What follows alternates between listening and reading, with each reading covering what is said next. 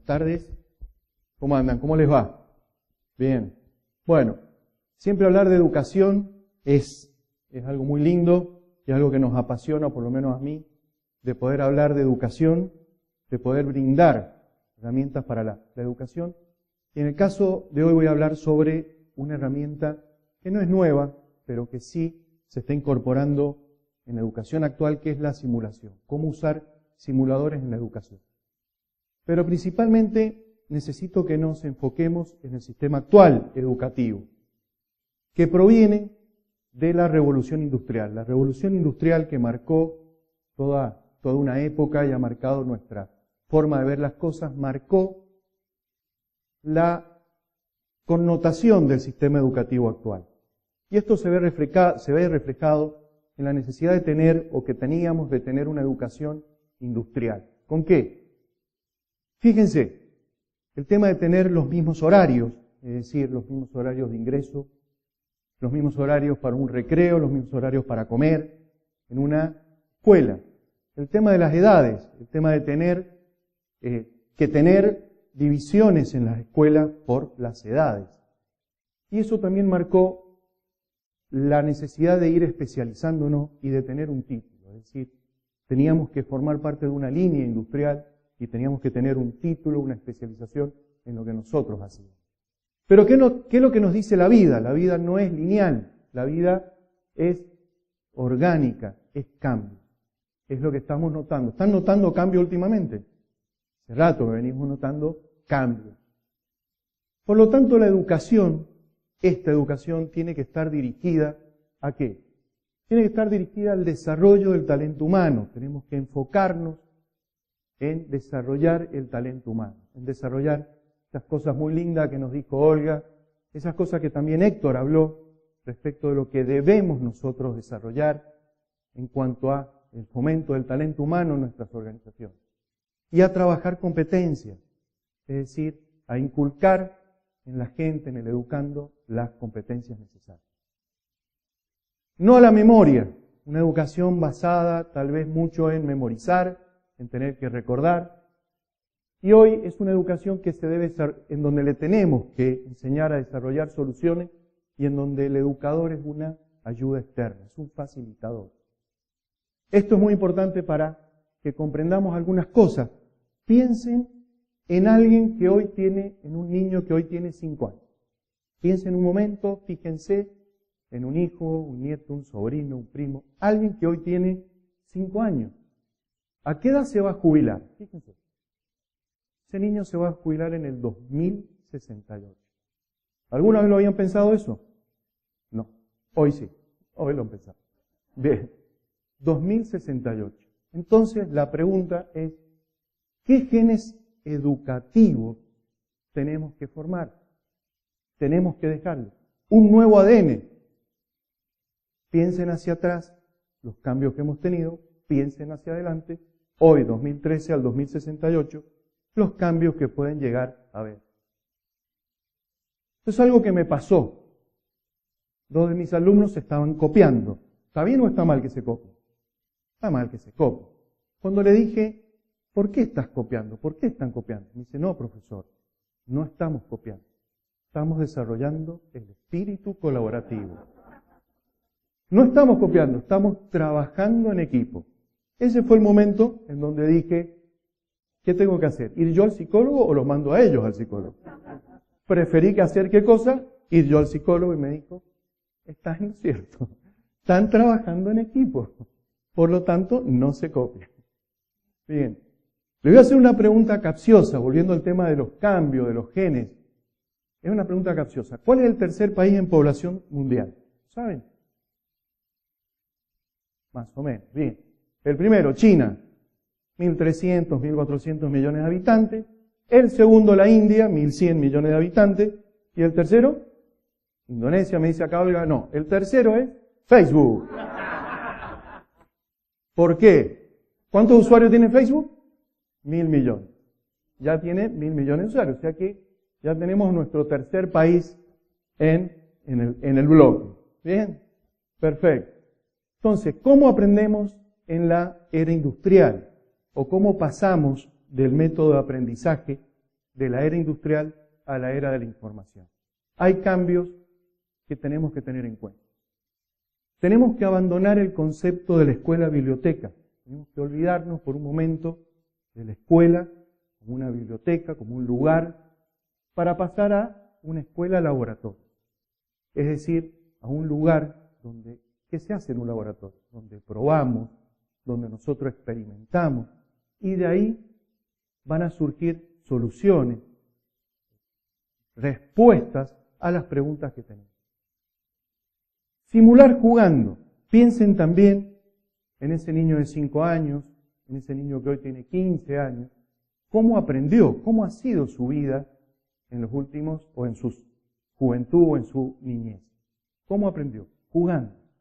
Es decir, los videojuegos, todo lo que hoy la tecnología nos brinda en materia de educación, es la simulación jugando. Game over. ¿Qué significa para un adulto, un viejo como yo, de 46 años, esa palabra? Game over. ¿Qué significa? Terrible. Una espada en el corazón, perdimos. ¿Y qué significa para un niño? Game over. Con el dedo lo hacen, ¿no? De nuevo, volver a jugar. El error no es el problema.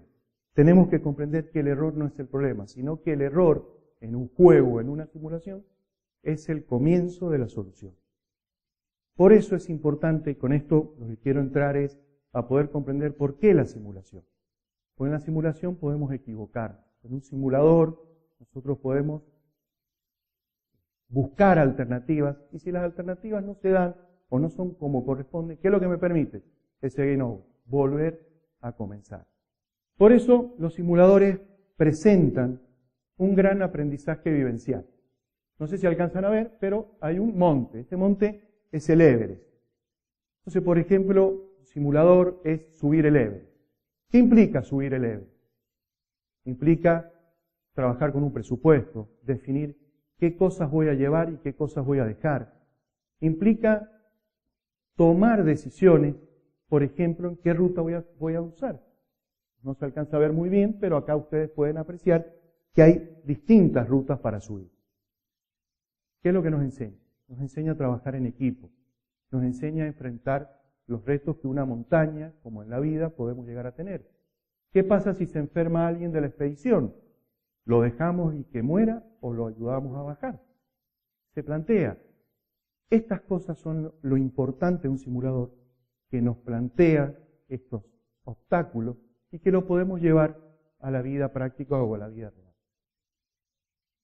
Por eso hablamos de que el simulador lo que nos permite es una transferencia que es ¿de qué forma? Directa. Lo que aprendemos, lo que vivimos, lo podemos llevar directamente al trabajo en equipo. Otro simulador que tenemos, por ejemplo, han estado trabajando acá, ustedes ven acá, es un simulador que se ambienta en la Guerra Fría. Cómo era ese momento de la Guerra Fría y cómo teníamos que movernos. Y en donde perdíamos tal vez de vista cuáles eran los objetivos de nuestra organización, cuáles eran los objetivos que nosotros teníamos para poder de alguna manera definir hacia dónde íbamos a llegar. ¿Qué es lo que se busca acá? Por ejemplo, el poder coordinar objetivos generales de la organización, objetivos generales del equipo y objetivos individuales. Poner a un expositor, poner a un gurú hablando sobre trabajo en equipo o sobre liderazgo es muy bueno, pero ¿cómo se transfiere el conocimiento? No hay forma. No hay forma si no se lleva a un modelo en donde podamos experimentar y vivir esa sensación. Por eso es la importancia de esto, transferencia directa hacia nuestra vida y a nuestro día a día. Finalmente, para tratar de comprender qué es el trabajo con simuladores. El trabajo con simuladores es parte de vivir la experiencia. Simuladores, todos los simuladores que existen y que se trabajan, nos llevan a vivir una experiencia. Subir un Monte Everest, subir o transitar un momento de una guerra fría, o transitar algún tipo de negociación con otros equipos o con otras organizaciones, atravesar dificultades. Y esa experiencia nos permite vivirla en forma inmediata con el análisis de cada una de las situaciones, ver los contenidos que nosotros queremos y pretendemos transferir, de esa manera permitir el descubrimiento propio de cada uno en ese momento de experiencia que está viviendo y lo principal, la aplicación.